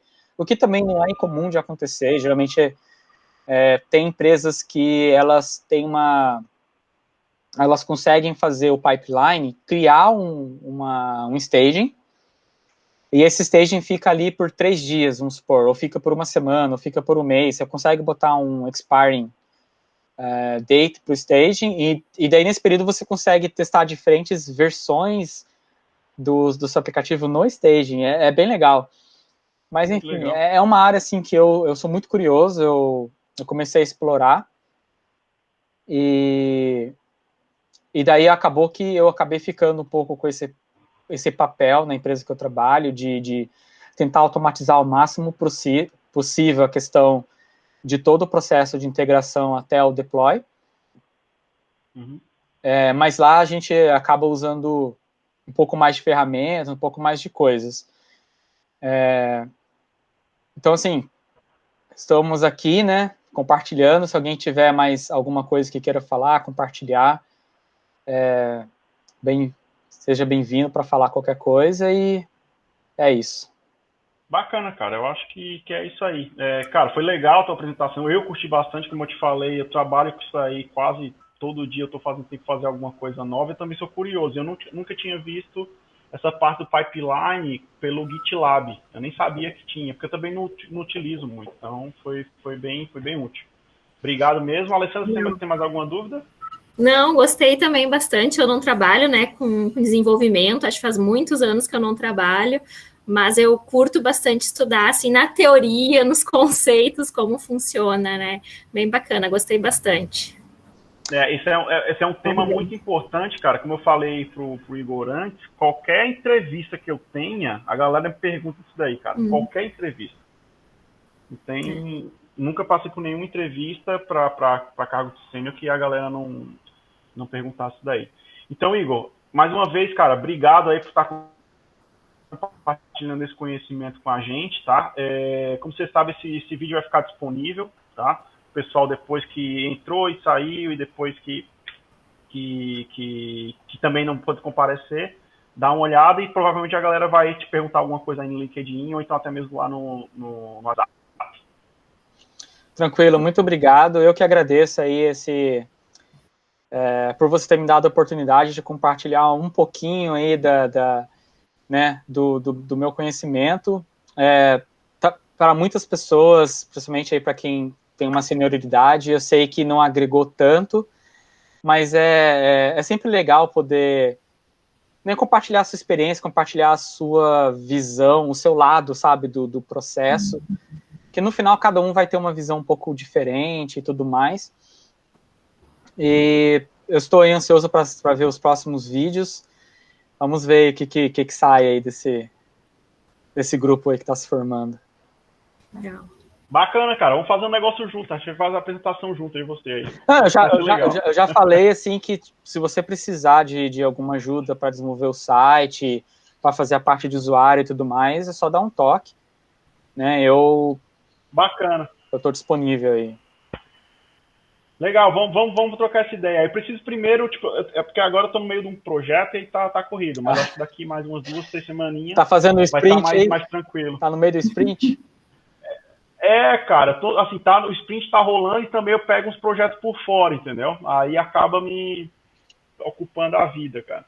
Mas eu preciso dar um tapa lá no site do ITBR, como eu te falei, eu quero colocar umas sessões lá, mas eu quero também fazer um brainstorm com a galera para ver o que a galera precisa, né? Porque assim, o que eu quero lá é centralizar a informação para que a galera tenha um ponto comum, entendeu? De apoio para buscar informação. Aí vamos ver, cara, vamos ver. Tô pensando aí o que eu vou fazer ainda. Mas qualquer sugestão também é bem-vinda. Não, claro. O que eu acho legal... desculpa, Alessandra. Não, só para comentar, assim, eu trabalhei, meu último projeto no Brasil, eu trabalhei implantando DevOps na empresa que eu trabalhava. Liderei tecnicamente o projeto, daí por isso que eu conheço um pouco essa parte mais da teoria. Se no futuro quiserem falar alguma coisa referente de como começar isso na organização, como envolver as pessoas, como juntar infraestrutura, desenvolvimento, também posso montar alguma coisa aí para falar mais para frente, se precisar, né? Olha aí, legal, certeza. Vamos fazer sim, cara. Igualmente aí, se você tiver... com dificuldade de encontrar, né, alguma pessoa para falar, uma palestra e tal, fica à vontade aí para chamar aí de novo, às vezes só para bater um bate-papo. O que eu ia falar sobre o site quando eu vi o site no ar, eu olhei para o site e falei assim, olha só isso. É tosco. Não é isso. Assim, é tosco.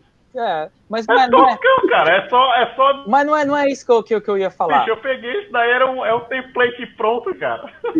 Mas não é isso que eu ia falar. É assim, o importante é você ter um ponto de partida, né? E isso é uma das coisas que eu me preocupo muito, que é você não ficar desenvolvendo uma coisa. Principalmente a questão de site, como você não tem ninguém, você não está respondendo a ninguém, você não tem a necessidade de correr com nada, acaba que nunca está pronto, nunca fica bom, nunca é aquilo, e você acaba nunca colocando o negócio no ar. E você colocou o negócio no ar em tão pouco tempo, e por mais tosco que esteja, está no ar. Então, assim, é isso, entendeu? Então, assim, daí... para você ir colocando coisas, ou desenvolvendo isso, ou fazendo aquilo, ou simplesmente mudar tudo, tá no ar, você tem alguma coisa ali, você tem alguma coisa funcional, então não interessa o quanto tosco esteja, ou se, não sei se você já ouviu alguém falando alguma besteira, cara, você fez isso em, sei lá... Não, cara. Tá no ar, velho. Não é. Gente, eu vou dar tchau pra vocês. Fiz em uma semana, cara. Tchau, até a próxima, aí a gente se fala mais. Tá na hora de dar tchau mesmo. Você tá aqui me chamando. Um abraço. Obrigado aqui, pessoal. Tá ótimo, obrigado. Tchau, muito obrigado. Então, mas a ideia é essa, viu, Igor? Eu criei rapidão só para ter um ponto de apoio mesmo, entendeu? E depois ir colocando mais informação lá. Exato. Mas aí, quando eu tiver mais tempo, eu vou organizar. Mas eu preciso também... É uma coisa que eu te falei, cara. Tipo, principalmente quando eu cheguei aqui, eu tive muita dificuldade de, primeiro, fazer network e depois fazer essa parte de transferência de conhecimento. Porque a maioria do pessoal que vem para cá, pelo que eu percebi, eles não vêm com base do Brasil. Então a galera começa alguma coisa nova aqui. Então, cara, qualquer informação que a gente puder passar, você acha que essa tua informação que você falou aí foi boba? Não foi, cara. Isso aí tem um monte de gente que não sabe o que é que você tá falando, cara. Entendeu? Que é a galera que é mais júnior, né? Mas o lance é justamente esse, tipo, ó, aumentar o conhecimento e fazer o network. Cara, se eu conseguir, nesse lance da comunidade, tipo, diminuir o tempo da galera procurar emprego aqui no Canadá, a galera que vem do Brasil, até mesmo a galera que já tá aqui e tá procurando mudar de área, sucesso, velho. É isso aí. Verdade. Eu tô... assim, quando eu cheguei aqui, foi muito difícil para mim trabalhar na área, né? E o que vendem para você do Brasil é outra coisa, né? Aí quando eu cheguei aqui, né, sempre rola aquele papo, né, de entry job, né? Ah, não, porque você tem que ter experiência canadense primeiro. E experiência canadense se traduz como qualquer coisa. Trabalha com qualquer coisa. É verdade. E daí depois você vai para sua área, né? E a primeira pessoa que me abriu os olhos e falou assim, não, cara, pô, você tem bastante experiência nisso, naquilo, a área de TI é tão forte, né? Eu tenho certeza que se você, né, formatar bem o seu currículo, tiver uma apresentação legal, você vai conseguir uma vaga de trabalho. Então foi daí que eu comecei a procurar mais coisas focadas na área de TI. Então, mas isso demorou, foi coisa de meses. Então eu acho que a primeira coisa que a gente precisa trabalhar é para tirar esse conceito de que você precisa ter um entry job antes de você ir para uma área mais especializada, né? Então, eu concordo contigo, cara. Me falaram a mesma coisa, eu também passei pelo mesmo processo. Então, é esse tipo de conhecimento que eu queria compartilhar com a galera, sacou? Porque, tipo, se o pessoal vem pra cá, se eles souberem se organizar direitinho, e tendo os toques certinhos do pessoal que já tá aqui, pô, facilita a vida da galera pra caramba, cara. O cara não precisa passar 6 meses se ferrando, entendeu? Porque a galera já passou pelo processo e fala, ó, já dá o caminho das pedras. É por aí que eu queria levar. Não, sim, e eu tô aí para ajudar, né? Eu também, enfrentei na pele aí todo esse processo, exatamente como eu falei. Assim, uma questão que eu levanto aqui é que eu acho que divulgar fora de grupos de TI seria interessante, porque quem está em grupos de TI já está, de certa forma, buscando alguma coisa, certo? Entendi. Já são pessoas que porque no meu caso, né, eu digo muito da minha experiência, eu sei que cada um tem uma experiência diferente. Eu cheguei tão, assim, desiludido nessa questão que eu nem sequer me dei o trabalho de procurar grupos de TI. Eu fui direto procurar entre jobs, porque foi isso que estava, né, implantado ali, tipo, olha, beleza, legal, mas você tem que começar, sei lá, fazendo outra coisa. Exato. É verdade, cara, faz sentido. Não tinha pensado por esse lado aí. Na verdade, para agora, cara, eu não tô fazendo muita divulgação. Onde é que eu divulgo? Eu divulgo só em LinkedIn, Facebook, nos grupos dos brasileiros lá, Vancouver para brasileiro, aquele negócio lá. Porque eu também não estou envolvido em muito grupo, entendeu? Então, assim, mas também tem aquela coisa, a galera, ela não vai entrar na comunidade se quer uma coisa nova, entendeu? Então eu tô deixando a coisa rolar, vai aos poucos, vai crescendo, e aí daqui a pouco começa a espalhar mais. Tipo, eu acho que quando começar, tipo, essa ideia que eu tava te falando, de trazer alguma pessoa de RH daqui do Canadá pra galera, eu acho que vai ser um chamariz legal, entendeu? Que aí a galera vai vir e fala, pô, vai ser legal, vamos ver o que é que vai acontecer. Eu não sei. Olha, tá muito no escuro, vamos ver. A pessoa que me contratou, né, assim, pelo menos a primeira etapa por telefone e a segunda etapa que foi os testes, né, de coisa, foi tudo com ela. Ela não entende nada de programação, ela é de RH, ela já saiu da empresa, mas eu ainda tenho um contato dela. Eu posso perguntar para ela se ela não tem interesse em O Fabrício, que estava aqui antes, ele me mandou um contato lá do cara, como a gente falou antes. Aí falou, cara, o cara topou. Eu vou fazer o contato de vocês dois. Se não rolar, aí eu te dou um toque. Beleza, fica na retaguarda, então. Porque eu também tenho, tipo... Mas a ideia é essa, cara, entendeu? Tipo, de trazer gente que possa agregar conhecimento que a galera tire algum... que a galera consiga absorver o conteúdo. Às vezes o cara fala sobre algum tópico e a outra pessoa fala sobre outro, mas assim, a gente tem que organizar, entendeu? Eu só vou ver com ele se vai rolar. Se rolar, beleza. Se não rolar, aí eu te dou um toque, aí você me conecta e eu troco ideia. Tranquilo. Fechado? Então, cara, fechado. Mais uma vez, brigadão aí. Amanhã eu vou estar divulgando... Amanhã eu tenho que fazer a edição do vídeo, que eu coloco entradinha, não sei o que e tal. Aí amanhã eu já consigo disponibilizar o vídeo lá no YouTube. Deixa eu só fazer uma pergunta. Você tinha empresa no Brasil, alguma coisa assim? Eu tinha, cara. Sempre trabalhei como consultor lá. Eu só não tenho empresa aqui. Mas daqui a pouco eu vou estar me abrindo minha empresa, cara. Eu tenho mais ou menos o mesmo objetivo, viu?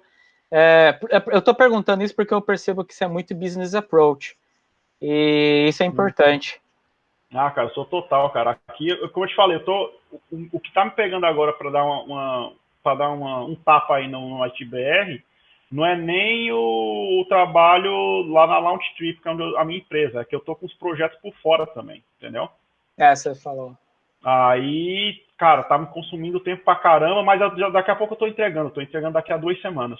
Aí já fico mais livre, aí eu vou dar um tapa nisso daí, o que eu quero é organizar a plataforma. E aí, tipo, o que é que eu quero, cara? Eu quero que a galera que venha pra cá, tem eu acho que é Marcos. O Marcos que entrou aqui, ele é um dos caras que, cara, o cara é muito bom, tecnicamente falando, mas só que, bicho, ele não consegue ter uma porta de entrada aqui. Foi aquilo que você falou do entry level, entendeu? E aí, o que é que eu quero? Eu quero ver uma forma de fazer com que essa galera entre no negócio sem precisar dessa porra desse entry level, cara. Que a galera do Brasil é boa, bicho. Só precisa ter uma porta de entrada. Vamos ver o que é que eu vou fazer como é que a gente faz para ajudar a galera. Mas é isso, bicho. Eu tenho que ir também. Beleza, valeu, vai lá, abraço, até mais. Tchau. Abraço, até mais, tchau.